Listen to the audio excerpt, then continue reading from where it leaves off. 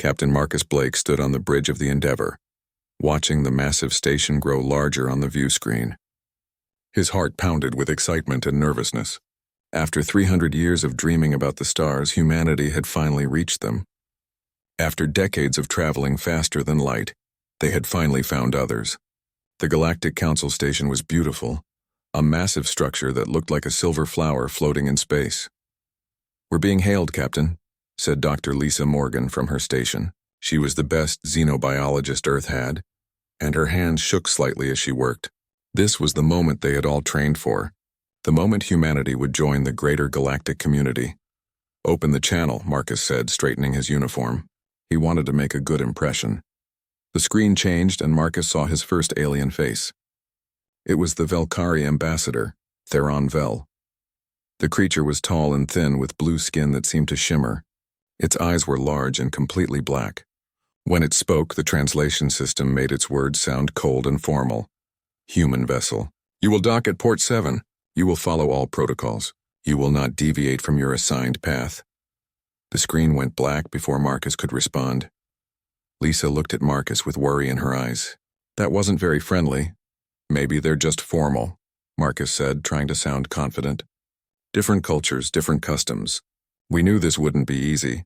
The Endeavour docked without problems. Marcus led a small team into the station, including Lisa and Senator Claire Hughes, who represented Earth's government.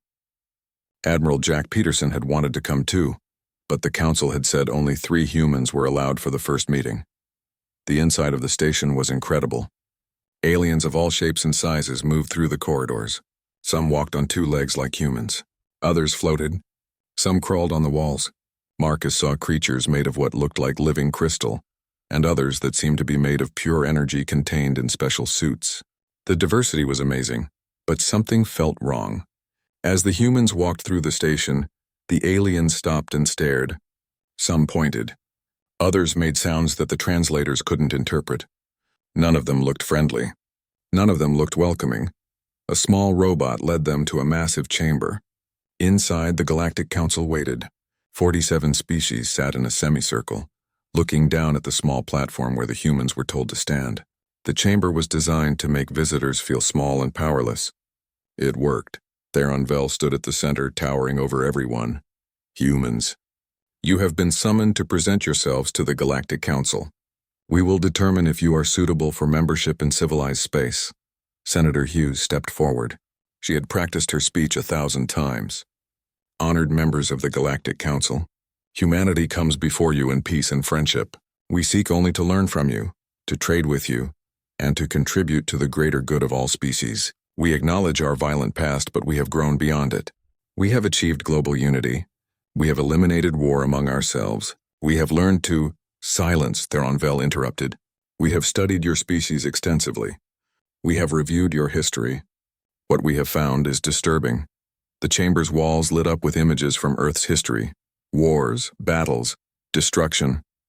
The images showed humanity at its worst, from ancient battles to modern conflicts. The council members made various sounds of disgust and disapproval. "You are a violent species," Theron Vel continued. "In the last 5,000 years you have engaged in over 15,000 wars. You have created weapons designed to destroy your entire planet. You have committed genocides against your own kind. You have destroyed countless species of life on your world. You show all the signs of a dangerous and unstable civilization." Marcus felt his blood run cold. "But we've changed. We haven't had a major war in over a century. We've rebuilt. We've united. Doesn't that count for something?" "A century is nothing," said another council member, a creature that looked like a floating jellyfish. "We measure civilization in millions of years. Your species is young and dangerous. You cannot be trusted."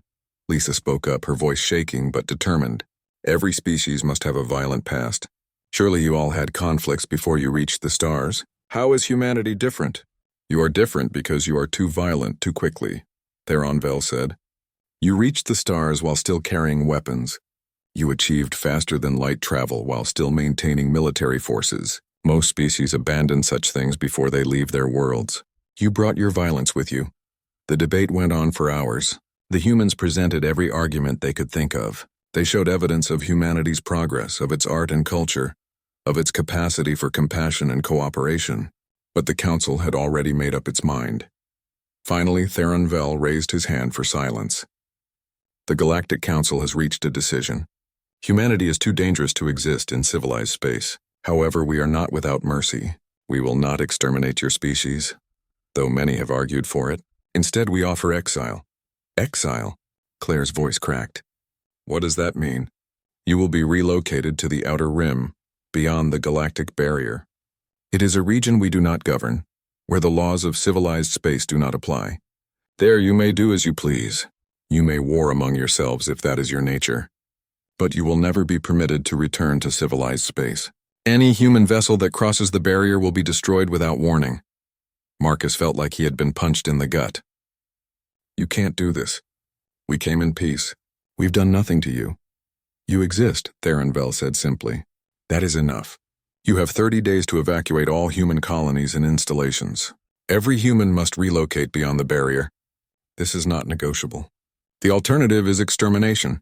Choose. The chamber fell silent. The three humans looked at each other, and Marcus saw the same horror in their eyes that he felt in his heart. They had no choice. 30 days to evacuate billions of people. 30 days to abandon everything humanity had built among the stars. We'll go, Claire finally said, her voice barely a whisper. We'll accept exile. A wise choice, Theron Vel said. Your species may yet survive in the darkness beyond our borders. Perhaps in a few million years you will evolve into something we can tolerate. Until then you are banished from the light of civilization. The meeting was over. The humans were escorted back to their ship in silence. As the Endeavor undocked and began its journey back to Earth, Marcus stood on the bridge and watched the Council station disappear into the distance. Around them, Council warships followed, making sure they left. What do we tell Earth? Lisa asked quietly. Marcus thought about the billions of humans who had celebrated when the Endeavor launched. He thought about the children who dreamed of exploring the stars. He thought about all the hope and excitement that humanity had felt. All of it was about to be crushed. We tell them the truth, Marcus said finally. We tell them that the galaxy doesn't want us. We tell them that we've been exiled to the edge of nowhere. And we tell them that we will survive. Somehow we will survive. Admiral Peterson's face appeared on the screen, calling from Earth. Marcus, what happened? The Council wouldn't let us communicate during the meeting. Marcus took a deep breath. Jack, I need you to prepare the fleet for the largest evacuation in human history. We have 30 days to move everyone beyond the galactic barrier. Why? What did they say? Marcus looked at the stars outside. The beautiful, cold, uncaring stars. They said we're not welcome. They said we're too dangerous. They said we have to leave or they'll kill us all. Peterson's face went pale. My God. Start the evacuation, Jack, and tell everyone to pack everything we can carry. We're not coming back. Not for a very long time. Marcus turned away from the screen and stared into the darkness ahead. Somewhere out there, beyond the edge of civilized space, humanity would have to start over. They would have to survive in a region even the Council feared. But Marcus made a silent vow as the Endeavor jumped to faster-than-light speed. Humanity would survive. They would adapt. They would grow stronger, and someday somehow the galaxy would regret casting them out into the darkness. 150 years had passed since humanity crossed the barrier into the outer rim. Colonel Ryan Mitchell stood on the walls of New Haven Colony, watching the sunrise over a planet that would never be called home. The sky was purple instead of blue, and 3 moons hung in the morning light. Everything about this place was wrong, but it was all humanity had now. Movement on the horizon, called out a guard from the watchtower. Ryan grabbed his rifle and looked through his scope. Sure enough, a group of ships was approaching from the east. They didn't look friendly. Sound the alarm, Ryan ordered. Get everyone to the shelters. New Haven had been attacked 17 times in the last 2 years. The Outer Rim was a dangerous place filled with pirates, raiders, and species too violent or too strange for the Galactic Council. Out here there were no laws and no protection. Every colony was on its own. The ships got closer and Ryan recognized them as Vex Raiders, a species of scavengers who survived by stealing from others. They had crude weapons but lots of ships. The battle was short but brutal. New Haven's defenses held but barely. 3 colonists died, and one of the shield generators was destroyed. After the attack, Ryan walked through the colony, checking on the wounded and counting supplies. Everything was running low. Food, medicine, power cells, everything. The outer rim had few resources, and what little existed was fought over constantly. That evening, Governor Linda Hayes called a meeting in the main hall. She was a tough woman who had led New Haven since the beginning. Her hair had gone gray in the last 5 years, and her face showed the stress of constant survival. "We can't keep doing this," she said to the gathered leaders. "Every attack weakens us. Every battle costs lives we can't replace. We need something to change. What can we do?" asked Dr. Nathan Cross, the colony's chief scientist. "We're cut off from Earth. The Council destroyed our long-range communications. We don't even know if the other colonies survived." "Then we find out," said a new voice. Everyone turned to see Sophie Carter walk in. She was young, maybe 30, with oil stains on her hands and an excited look in her eyes.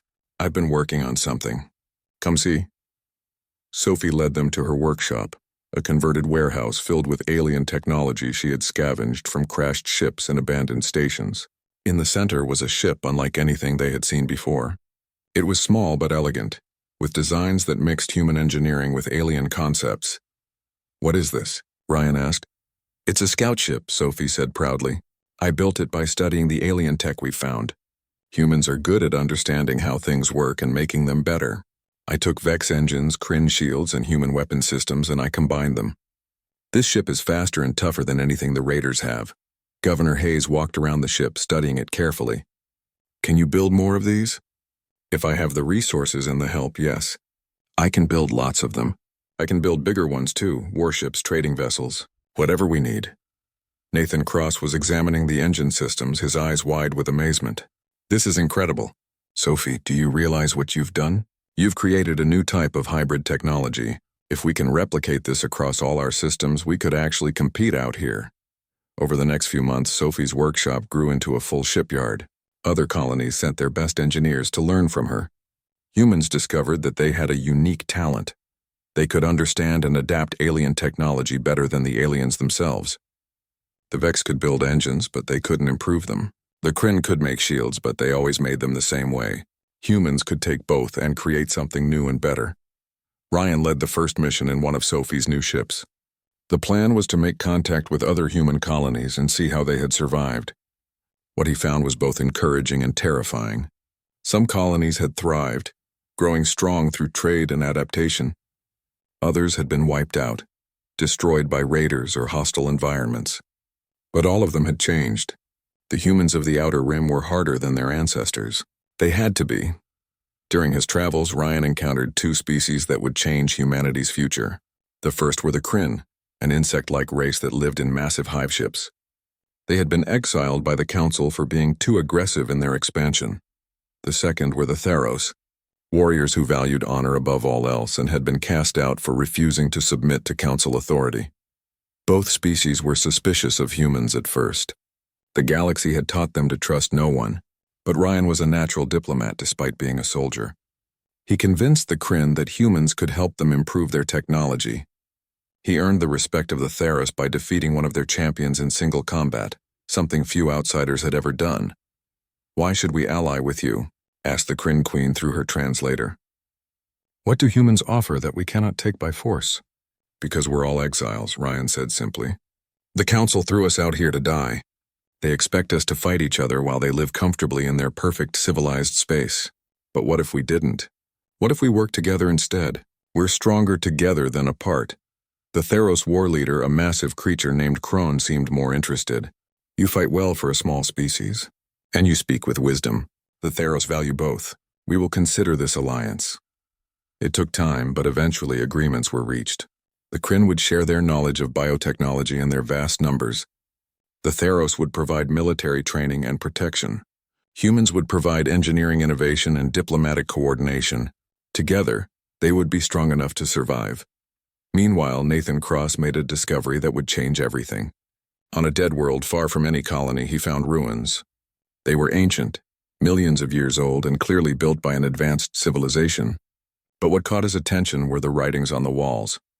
"Linda, you need to see this," Nathan said over the communications link. Governor Hayes and several others traveled to the ruins to see what he had found. The writings told a story. Long ago, a species called the Architects had ruled the galaxy. They were peaceful, curious, and welcoming to all forms of life. They had built wonders and shared knowledge freely. But other species, the ancestors of the current Galactic Council, had feared the architect's openness. They worried that accepting every species would eventually lead to chaos. So they had united and destroyed the architects, wiping them from existence. The Council's ancestors committed genocide, Nathan said quietly. They killed an entire species because they were too welcoming. And then they built their civilization on top of the ashes, creating strict rules about who could join and who had to be cast out. Linda Hayes stared at the ancient writings, her face grim. The Council didn't exile us because we're violent. They exiled us because they're afraid. They see in us the same thing they saw in the architects, a species that doesn't fit their narrow view of civilization. What do we do with this information? Ryan asked.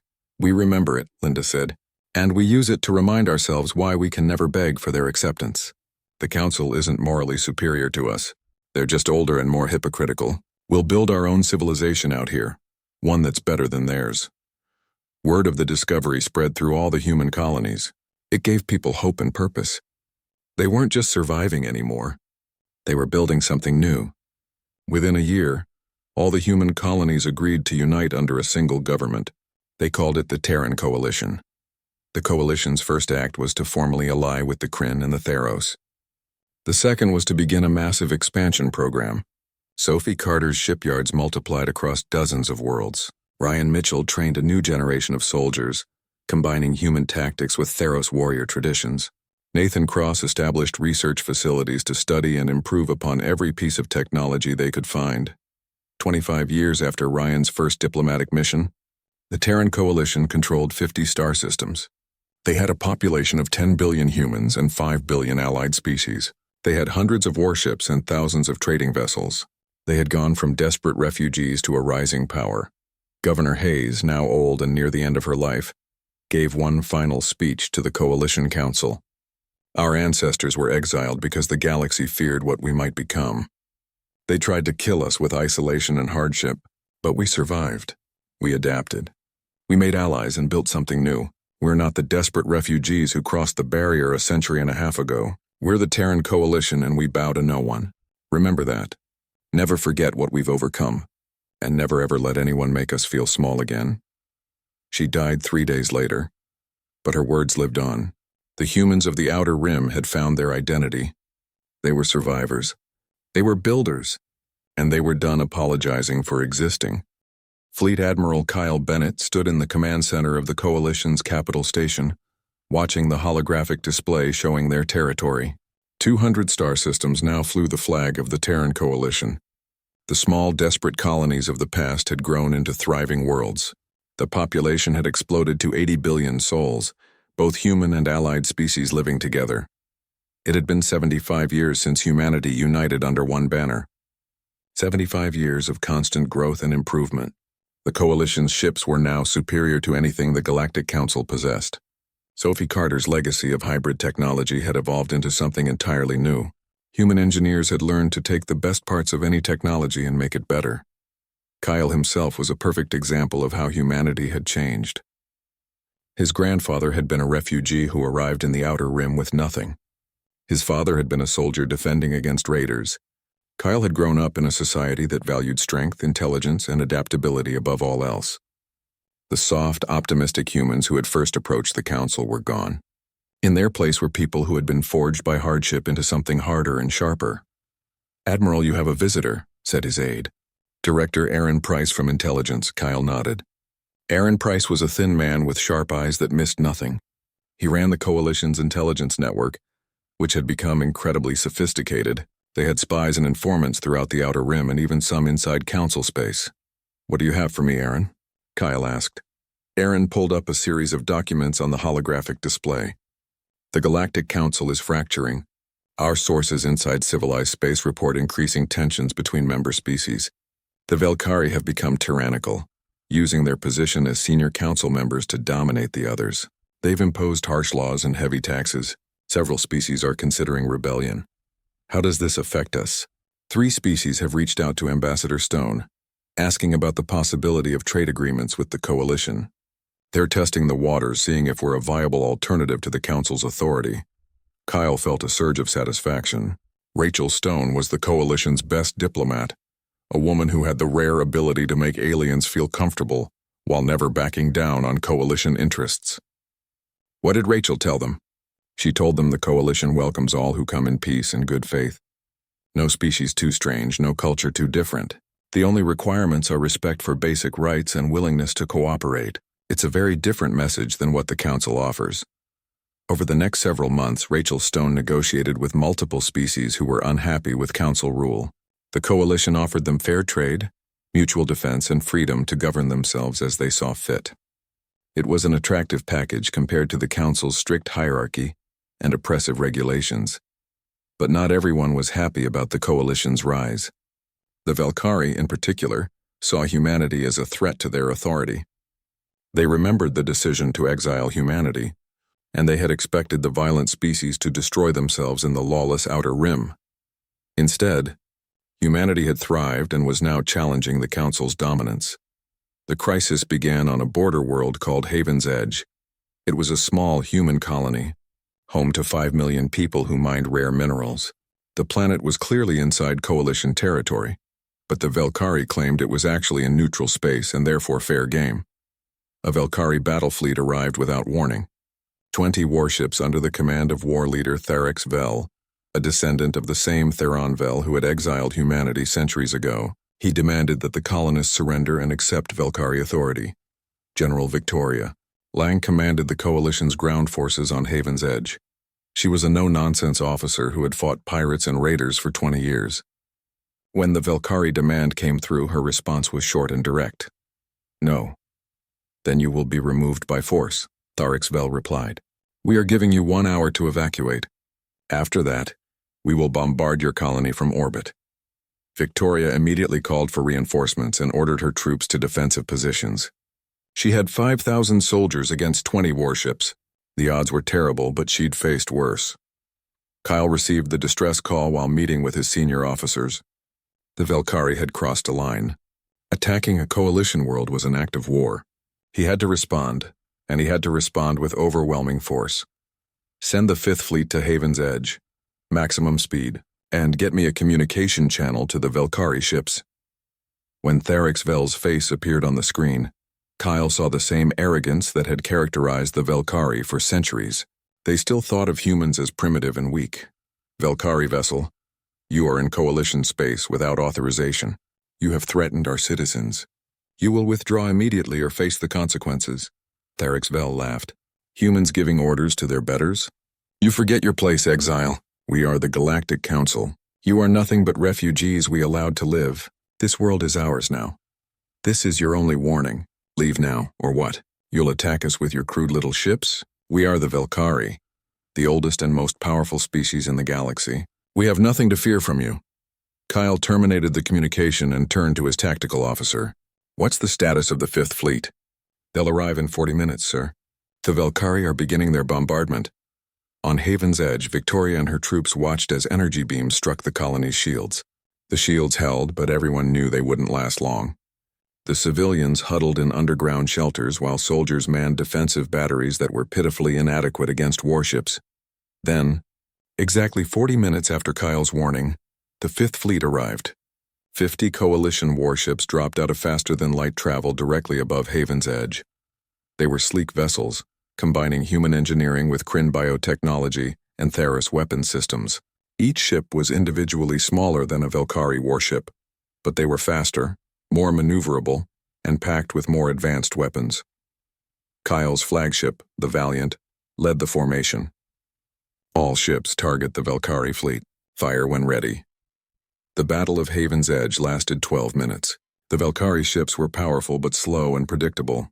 They relied on heavy armor and brute force. The Coalition fleet used speed and precision, striking at weak points and overwhelming the Valkyrie's defenses with coordinated attacks. Therex Vel's flagship took critical damage in the first 2 minutes. His shields collapsed under focused fire from 5 Coalition ships. When his weapon systems went offline, he tried to retreat, but Coalition ships blocked every escape route. Valkyrie fleet, this is Admiral Bennett. Surrender your ships and you will be treated according to the laws of war. Resist and you will be destroyed. Therex Vel's response was defiant. The Council will avenge us. They will send 1,000 ships to crush you. Let them try, Kyle said calmly. Fire! The Valiant's main weapons fired once, punching through the Velkari flagship's hull and detonating its reactor. The ship exploded in a brilliant flash. The remaining Velkari vessels immediately surrendered. Kyle took the survivors prisoner and sent them to a coalition detention facility. But he didn't hide what had happened. Instead, he broadcast the entire battle across every communication channel in the region. He wanted everyone to see that the coalition could defeat the Council's forces decisively. The Galactic Council's response came within days. They sent a formal demand for the coalition to surrender all prisoners and submit to Council judgment for the crime of attacking a Council fleet. Kyle prepared his response carefully. He stood in front of cameras wearing his full uniform with all his decorations and spoke directly to the Council. To the Galactic Council, you exiled humanity 225 years ago. You told us we were too violent for civilized space. You sent us to the outer rim to die, but we didn't die. We survived. We adapted. We thrived. We built something you never expected.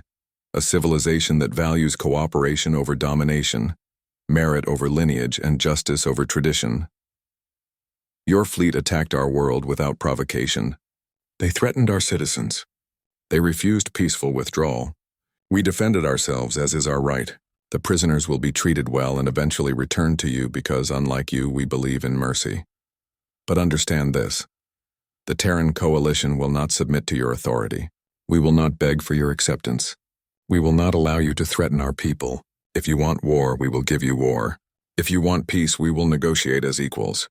The choice is yours. You tried to exile us from the galaxy.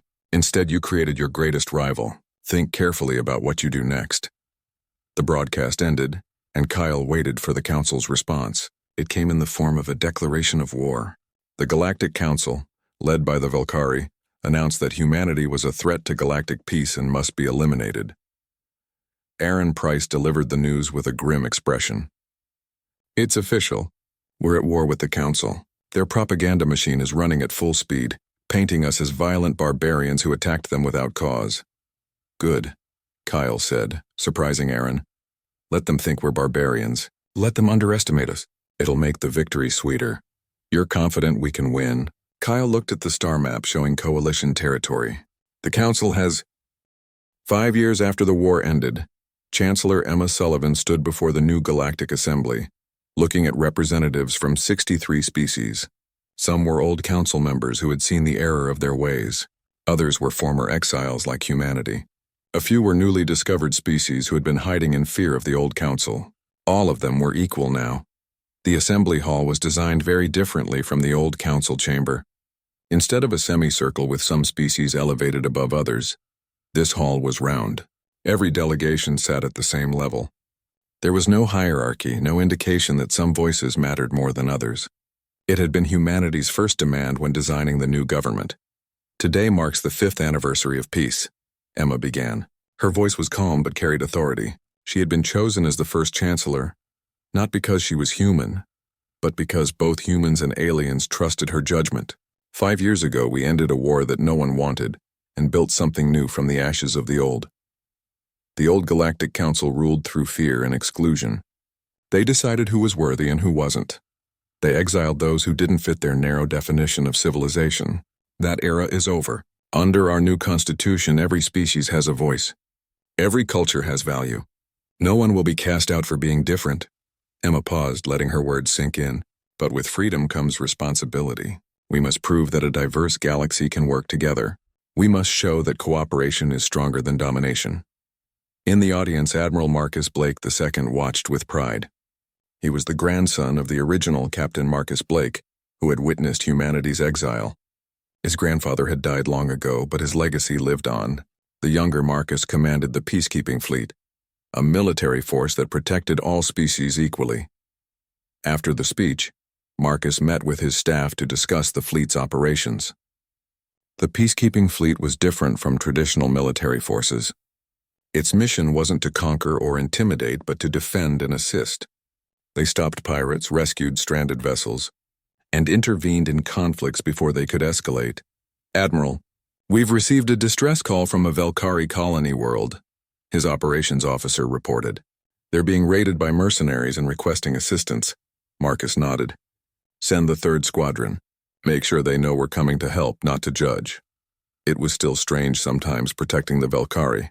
They had been humanity's greatest enemy during the war. But the new government didn't believe in collective punishment. Most Velkari civilians had never wanted the war. They had been victims of their leader's arrogance just as much as anyone else. Ambassador Peter Grant was working on the legal framework that would govern the new galactic order. He had spent years studying the old council's laws and finding their flaws. The new constitution he had written with representatives from dozens of species was based on simple principles: respect for life, freedom of self-determination, equal representation, and protection of minority rights.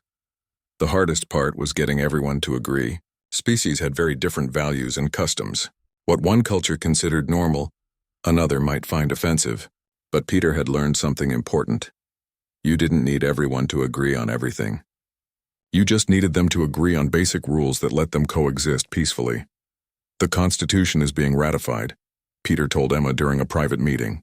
"We'll have full approval from all member species within a week." "This is really happening. Any holdouts?" Emma asked. "A few conservative factions among the Theros and Kryn, but their leadership is keeping them in line. They understand that the alternative to this government is chaos." One of the most controversial aspects of the new order was how to handle the old council's leadership.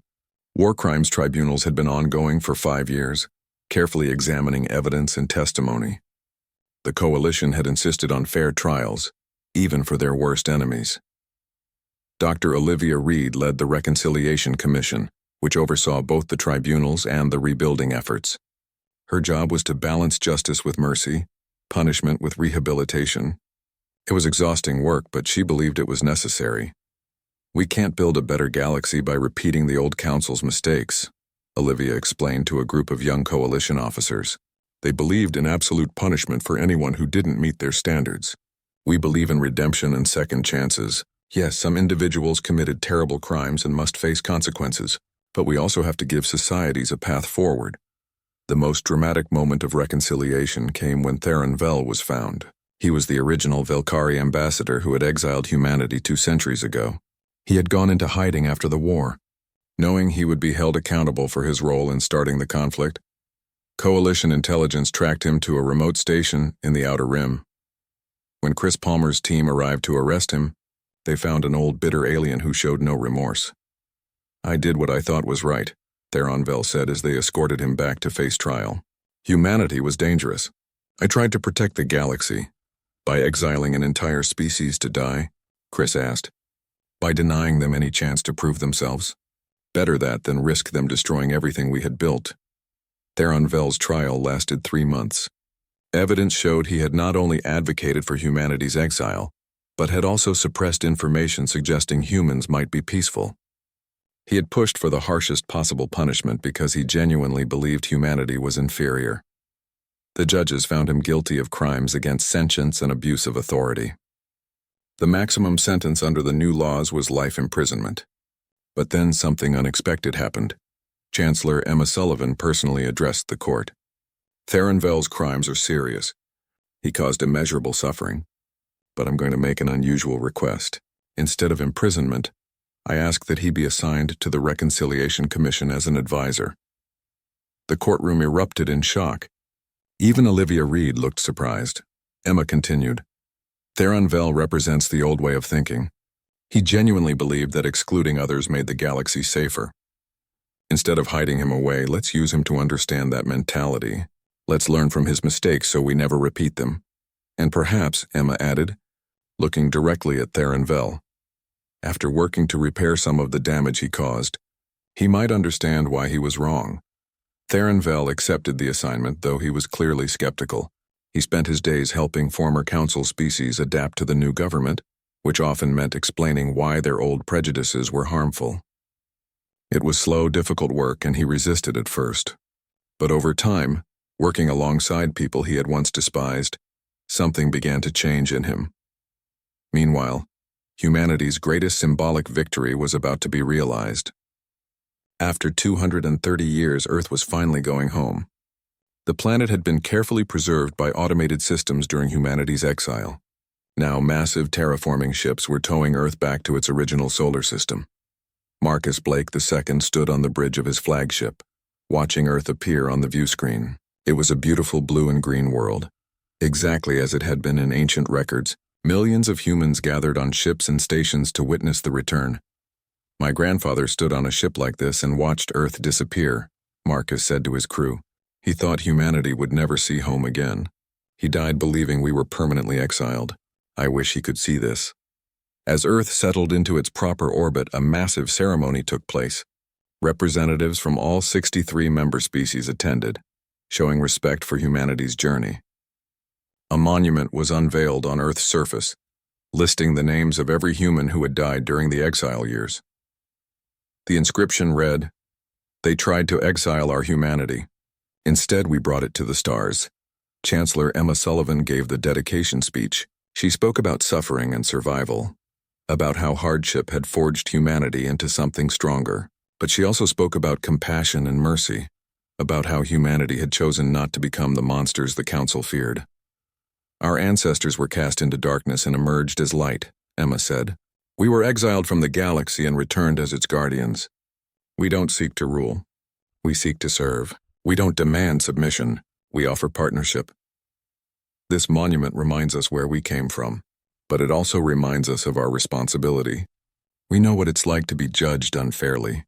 We know what it's like to be excluded. We know what it's like to fight for survival, so we will never do those things to others. Humanity's gift to the galaxy isn't our technology or our military might, it's our memory. We remember what it was like to be powerless, so we use our power carefully. We remember what it was like to be dismissed, so we listen to every voice. We remember what it was like to be cast out, so we welcome everyone in. The ceremony ended with a moment of silence for all those who had suffered under the old council's rule, not just humans but countless other species who had been mistreated or excluded. Later that evening, Emma met privately with the other senior coalition leaders.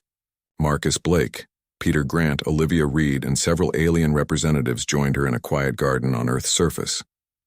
"We've accomplished something incredible," Peter said.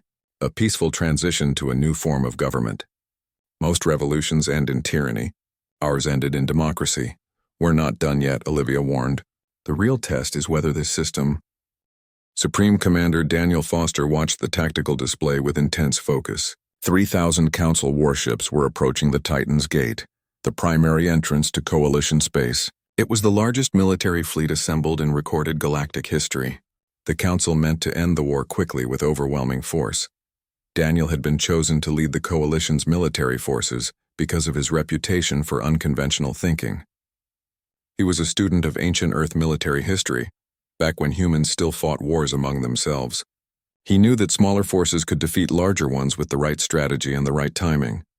"Captain Brooks, what's the status of our fleet?" Daniel asked. Captain Nicole Brooks commanded the flagship Valiant and served as Daniel's second in command. She was young for her position, only 35, but she had proven herself in dozens of battles against pirates and raiders. Her tactical mind was one of the best in the Coalition. "We have 800 ships ready for battle, sir. The Kryn have sent 200 of their bioships. The Theros have contributed 100 of their heavy cruisers. Total force 1,100 vessels. Against 3,000. Not great odds." "No, sir, but we've fought worse." Daniel smiled slightly. That was the spirit that defined the Coalition. They had always been outnumbered, always been outmatched on paper, but they had always found a way to win. The Council fleet arrived at Titan's Gate exactly on schedule. They were confident, perhaps overconfident. Their formation was tight and organized, showing military precision but little creativity. They expected the Coalition to either flee or surrender. Instead, Nicole Brooks led the Coalition fleet directly toward them. "All ships execute Pattern Delta," Daniel ordered. "Let's show them how we fight." The Coalition fleet split into multiple smaller groups, each moving independently but coordinating their attacks perfectly. They used the asteroid field around Titan's Gate for cover, appearing and disappearing unpredictably. The Council ships tried to maintain their tight formation, but that made them slow to react. Nicole's group struck first, targeting the Council's command ships with precise fire. Her crews had trained for years to work together seamlessly. Every shot counted, every movement was calculated.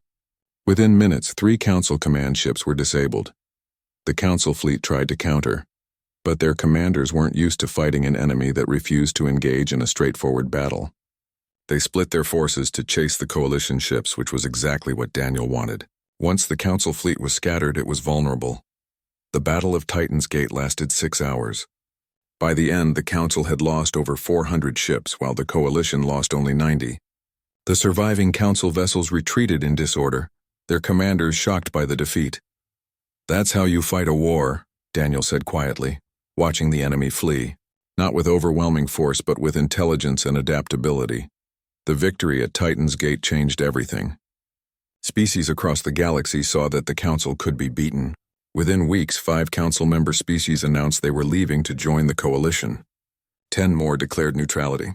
The Council's authority was crumbling, but the Velkhari weren't ready to give up. They doubled down on their war effort, conscripting ships and soldiers from reluctant member species. The war intensified, spreading across dozens of star systems. Major Chris Palmer led the Coalition's special forces in covert operations behind Council lines. He was a ghost, a legend whispered about in Council space. His team sabotaged supply depots, disabled communication arrays, and rescued Coalition prisoners. They struck without warning and disappeared before anyone could respond. One of Chris's most important missions was to infiltrate a Council research facility.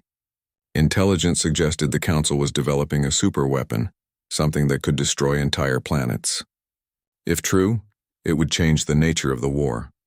Chris and his team of 12 operators infiltrated the facility during a shift change. They moved through the corridors silently, avoiding guards and security systems. The facility was on a remote moon, far from any major worlds. Perfect for secret weapons research, what they found confirmed their worst fears. The Council had developed a weapon that could destabilize a star, causing it to go supernova. It was a doomsday device capable of destroying entire solar systems. "We need to destroy this," Chris said to his team. "If this weapon becomes operational, millions will die." They planted explosives throughout the facility and evacuated. The explosion was visible from 3 systems away. The superweapon project was destroyed and the Council lost years of research. More importantly, Chris leaked evidence of the weapon to the galactic public. Species across the galaxy were horrified that the Council would build such a thing. Meanwhile, scientist Helen Wright was working on the Coalition's own game-changing technology. She wasn't building a weapon of mass destruction, but rather a defensive system that could neutralize enemy fleets without destroying them. She called it the quantum disruptor. "It works by interfering with the quantum field that powers faster-than-light drives in modern reactors," Helen explained to Daniel. "When activated, it creates a field that shuts down all advanced technology within a certain radius. Ships lose power, weapons go offline, life support switches to backups, but it doesn't kill anyone. It just stops them." "How big of a radius?" "In testing, we've achieved a radius of 1 million kilometers. Enough to disable an entire battle fleet at once." Daniel saw the implications immediately. This could end the war. If we can disable their fleets without killing them, we remove their ability to fight while giving them no reason to fight to the death. Exactly, and it plays to our strengths. We're better at small craft operations and boarding actions. Once their big ships are disabled, we can capture them. The quantum disruptor took another 6 months to develop into a functional weapon. During that time, the war continued. More battles, more victories, more Council species defecting to the Coalition. The Velkhari found themselves increasingly isolated as their empire fell apart around them. Finally, Daniel decided to end the war with one decisive action. He gathered the Coalition's entire fleet, over 1,000 ships, and set course for Velkhara Prime, the Velkhari homeworld. It was a bold move, striking at the heart of Council territory. "They'll never expect us to attack their capital," Nicole said during the planning session. "They think we're defensive-minded, content to hold our territory." "That's why it'll work," Daniel replied. "We're going to do what they fear most, prove that we can strike anywhere, anytime. And we're going to do it without killing civilians. We're going to show the galaxy that humanity fights with honor." The Coalition fleet arrived at Velkhara Prime on a clear day. The planet was beautiful, covered in blue oceans and silver cities. Billions of Velkhari lived there, completely unprepared for war to reach their doorstep. The Velkhari defense fleet scrambled to respond. 500 warships positioned themselves between the coalition and their home world. It was their entire strategic reserve, the last major fleet they had. Daniel opened a communication channel to the Velkari command. "This is Supreme Commander Foster of the Terran Coalition. I'm offering you one chance to surrender. Stand down your ships and we'll negotiate an end to this war. No one else has to die." The response was defiant. "Humans have no honor. You attack our home, threaten our families. We will fight to the last ship." "I was afraid you'd say that," Daniel said sadly. "Captain Brooks, activate the quantum disruptor." The Valiant, which had been retrofitted with Helen Wright's device, powered up the disruptor. A pulse of energy spread out from the ship, invisible but devastating in its effects. Every Velkari warship within 1,000,000 kilometers went dark. Their engines stopped, their weapons failed, their shields collapsed. They drifted in space, helpless. The Coalition fleet moved in, but instead of firing weapons, they deployed boarding teams. Within hours, every Velkari ship was captured intact, their crews taken prisoner without a single death. Daniel broadcast his message to Velkara Prime and to the entire galaxy. "People of the Galactic Council, the war is over. Your last fleet is disabled and captured. Your leaders have nowhere to hide. We could destroy your homeworld, but we won't. Humanity doesn't make war on civilians. We're offering peace, not the peace of conquerors imposing their will, but the peace of equals finding common ground. The Terran Coalition will occupy Velkara Prime temporarily to ensure order. We will hold tribunals for those who started this war. But we will not seek revenge. We will seek justice. To all species still loyal to the old council, your organization is finished. It was corrupt, tyrannical, and unjust. But you are not your leaders. Join us in building something better. Join us in creating a galaxy where every species has a voice, where no one is exiled for being different, where cooperation replaces domination. This is humanity's offer. We fought because we had no choice. Now we offer peace because it's what we truly wanted all along." The message spread across the galaxy within hours. 15 council species immediately announced their surrender and their intention to join the coalition. 10 more quickly followed. The old Galactic Council, which had ruled for millions of years, collapsed in a matter of days. The Velkari leadership tried to flee but were captured by Chris Palmers.